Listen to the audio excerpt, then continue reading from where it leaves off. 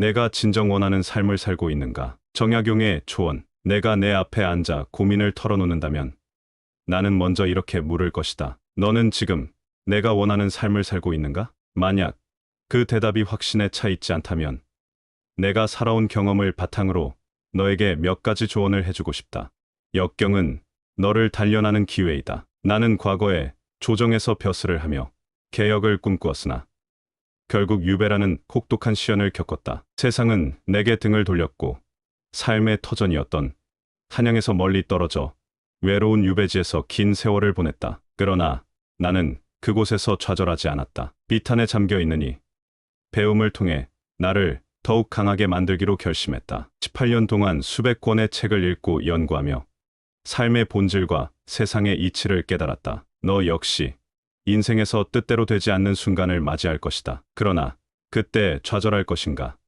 아니면 그것을 배움의 기회로 삼을 것인가? 너의 태도가 내 미래를 결정할 것이다. 학문은 단순한 지식이 아니라 삶을 바꾸는 힘이다. 나는 수많은 책을 쓰면서 단순히 지식을 쌓는 것이 아니라 어떻게 하면 백성의 삶을 더 나아지게 할 수 있을까 고민했다. 학문이란 책 속에서만 존재하는 것이 아니다. 그것이 사람들의 삶을 변화시키지 않는다면 아무런 의미가 없다. 너는 내가 배우는 것들을 어떻게 활용하고 있는가? 그것을 통해 누군가에게 도움을 주고 있는가? 단순한 암기와 정보가 아니라 내 삶과 타인의 삶을 변화시키는 지식과 경험을 쌓아야 한다. 말을 아끼고 행동으로 증명하라. 나는 관리들이 부패하지 않도록 하기 위해 목민심서를 썼다. 거기에는 이런 말이 있다. 입으로만 청렴을 외치는 자는 결국 부패하게 된다. 무엇을 해야 할지 아는 것은 중요하지만 그것을 행동으로 실천하지 않는다면 아무 소용이 없다. 너는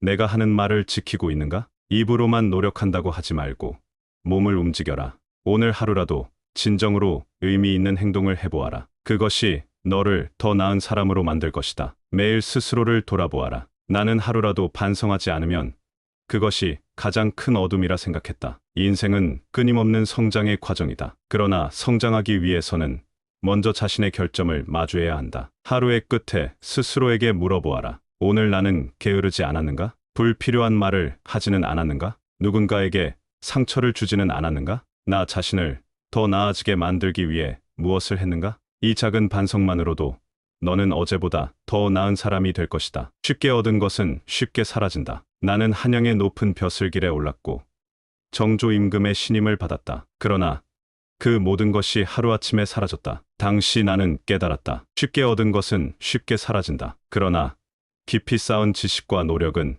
누구도 빼앗을 수 없다. 너도 빠른 성공을 원할 것이다. 그러나 서두르지 마라. 꾸준한 노력이 결국 너를 단단하게 만들고 위기가 닥쳐도 흔들리지 않게 해줄 것이다. 사람들에게 이로운 일을 하라. 나는 성을 위하지 않는 학문은 쓸모없는 것이라고 했다. 사람은 혼자 살아갈 수 없다. 너도 너 자신만을 위해 사는 것이 아니라 다른 이들에게 도움이 되는 사람이 되어야 한다. 내가 가진 재능을 어떻게 쓰고 있는가? 너의 말과 행동이 다른 사람들에게 어떤 영향을 주고 있는가? 세상에 도움이 되는 일을 하라. 그것이 너를 더 의미 있는 삶으로 이끌어줄 것이다. 매 순간을 소중히 여기며 살아라. 삶은 짧고 내일이 반드시 올 것이라는 보장은 없다. 그러므로 오늘을 헛되이 보내지 마라. 나는 이렇게 말했다. 하루를 천년처럼 여기고 천년을 하루처럼 살아라. 즉, 하루의 가치를 깊이 새기며 살아야 한다는 뜻이다. 너는 오늘 하루를 어떻게 보낼 것인가?